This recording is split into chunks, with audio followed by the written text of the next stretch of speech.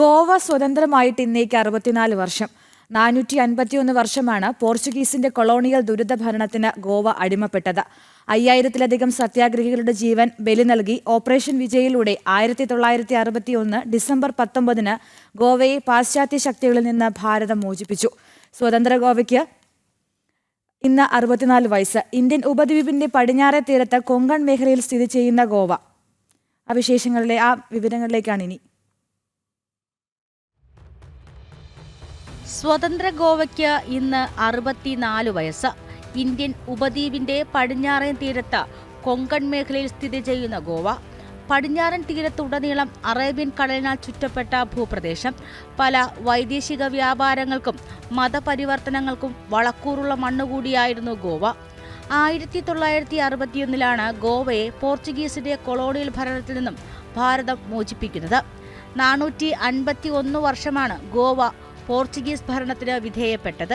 1955 ഗോവയുടെ വിമോചനത്തിലായി ജവഹർലാൽ നെഹ്റുവിന്റെ അയഞ്ഞ നയതന്ത്ര നിലപാടിനെ എതിർത്തുകൊണ്ട് ഗോവ വിമോചന പ്രസ്ഥാനം രൂപപ്പെടുന്നത്. സമരത്തിന്റെ ആദ്യ നാളുകളിൽ രാജാഭായ് മഹാകൾ ഉൾപ്പെടെയുള്ള നേതാക്കളെ പോർച്ചുഗീസ് പട്ടാളം വെടിവെച്ച് വീഴ്ത്തി. ക്രിസ്ത്യൻ മതത്തിലേക്ക് മാറുക അല്ലെങ്കിൽ മരിക്കുക, ഇതായിരുന്നു പോർച്ചുഗീസിന്റെ ഭരണനയം. പോർച്ചുഗീസ് ഗോവയിൽ നടത്തിയ അതിക്രമങ്ങളിൽ അറുതി വരുത്തുക എന്ന ആവശ്യവുമായി 1955 ജൂൺ 13 ഭാരതീയ ജനസംഘത്തിന്റെ നേതൃത്വത്തിൽ ജഗന്നാഥ റാവു ജോഷി RSS പ്രവർത്തകർക്കൊപ്പം ഗോവ സത്യാഗ്രഹം ആരംഭിച്ചു. സ്ത്രീകൾ ഉൾപ്പെടെ 3000 പ്രവർത്തകർ അന്ന് സത്യാഗ്രഹത്തിൽ പങ്കെടുത്തു. കർണാടകയിൽ നിന്നും ആരംഭിച്ച സത്യാഗ്രഹ മാർച്ച് ഗോവൻ അതിർത്തിയിൽ വെച്ച് പോർച്ചുഗീസ് പട്ടാളം തടഞ്ഞു.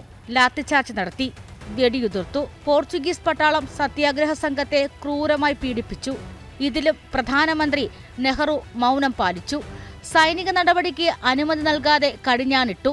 1955 ജൂൺ 15 സത്യാഗ്രഹ സമരത്തിന് നേരെ പോർച്ചുഗീസ് സൈനിക നടപടി സ്വീകരിച്ചു. 51 വീരപുത്രന്മാർ ഗോവയുടെ മണ്ണിൽ മരിച്ചു വീണു. സൈനിക സഹായം ആവശ്യപ്പെട്ട ജനസംഘത്തോട് സർക്കാർ മുഖം തിരിച്ചു. സത്യാഗ്രഹം നിരോധിക്കാൻ സർക്കാർ തീരുമാനിച്ചു. അവിടെ ഒന്നും അവസാനിച്ചിട്ടില്ല. രാജ്യം 9ാമത് സ്വാതന്ത്ര്യ സമരത്തിന്റെ ആഘോഷങ്ങളിൽ മുഴുകിയപ്പോൾ ദേശസ്നേഹികൾ പോർച്ചുഗീസിന്റെ തോക്കുകൾ താണ്ടി ഗോവയ്ക്ക് വേണ്ടി മുന്നോട്ടു നീങ്ങി. ഗോവയുടെ മോചനത്തിനു വേണ്ടി 1961 വരെ നിരവധി ദേശസ്നേഹ പ്രസ്ഥാനങ്ങൾ പോരാടി. ജനസംഘത്തിലെ സത്യാഗ്രഹികളുടെ എണ്ണം മറ്റെല്ലാ പാർട്ടികളുടെയും സംയുക്ത പ്രതിഷേധക്കാരുടെ എണ്ണത്തിന്റെ 4 ഇരട്ടിയായിരുന്നു. നിരന്തരം പോർച്ചുഗീസുമായി നെഹ്റു നടത്തിയ ചർച്ചകളൊക്കെ വിഫലമായി. ജനസംഘം വീണ്ടും സൈനിക നടപടി ആവശ്യപ്പെട്ടു.